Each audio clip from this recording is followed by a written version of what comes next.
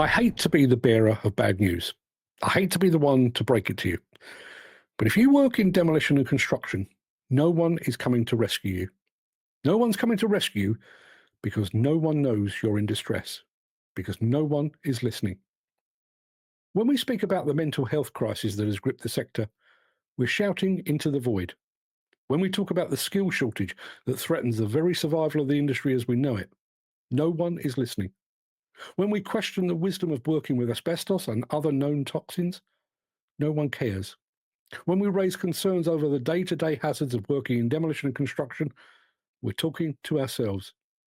When we call for job security and fair payments, our call is silent. Our cries of anguish and pleas for help or respite are falling upon deaf ears. To paraphrase the tagline from the original Alien movie, in demolition and construction, no one can hear you scream.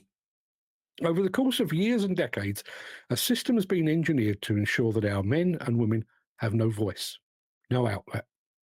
It's a system that keeps our issues, our problems and concerns away from prying eyes and listening ears. At the very top level, the demolition and construction industry used to speak to government. Accounting for around 6% of UK GDP, the sector could speak loudly and make changes. But it stopped speaking. Balfour Beatty quit the Build UK organisation because they had better links with government than the self-appointed conduit created to link the sector with those in power. The National Federation of Demolition Contractors used to have a couple of pet MPs that they would wine and dine, invite to functions, and to whom they could express their concerns. That link has gone too. Demolition and construction used to take place largely in the open. Residents, pedestrians, and young people could see the activity taking place on site, and some might be inspired to join the industry themselves. Today, demolition and construction takes place mostly in secret, a hoarding separating them from us, a veil of secrecy that has improved site safety and security, but it's simultaneously killed passive inspiration. There was a time when demolition and construction spoke to the media to spread a message of positivity, explanation, and pride. Today, the industry is too cowardly, too self-absorbed. It's become timid, afraid to speak and afraid to be seen. Even in the aftermath of a tragedy, the industry remains tight-lipped, silent.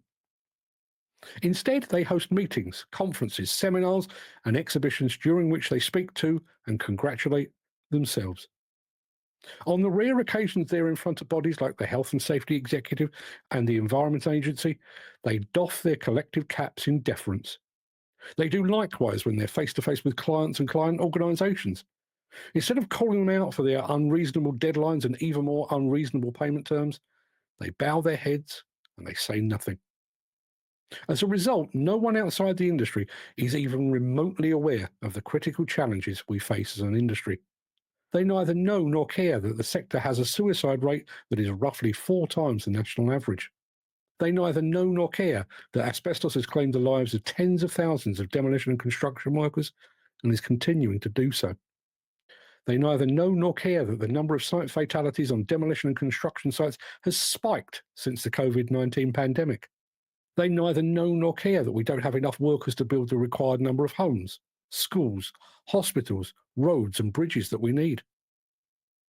Having cut ourselves off from the outside world, we've engineered a scenario in which the industry is in desperate need of rescue, but no one can hear our distress call.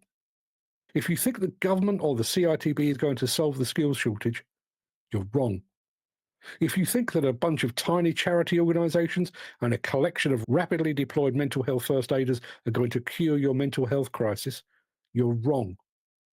If you think someone is out there trying to ensure that demolition and construction retains human workers and doesn't just embrace AI and autonomous machines instead, you're wrong. If you think the banks are going to save your ailing company from insolvency, you're wrong.